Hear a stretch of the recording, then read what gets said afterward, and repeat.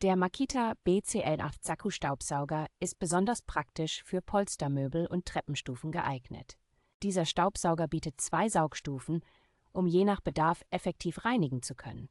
Nutzer können zwischen einem Staubbeutel aus Papier oder Textil wählen, was Flexibilität beim Einsatz bietet. Eine nützliche Akku-Restkapazitätsanzeige sorgt dafür, dass Sie immer wissen, wie viel Energie noch zur Verfügung steht. Das Gerät wird ohne Akku und Ladegerät geliefert, was für diejenigen ideal ist, die bereits kompatible Ausrüstung besitzen. Makita ist bekannt für seine langlebigen und leistungsstarken Werkzeuge und dieser Staubsauger ist keine Ausnahme.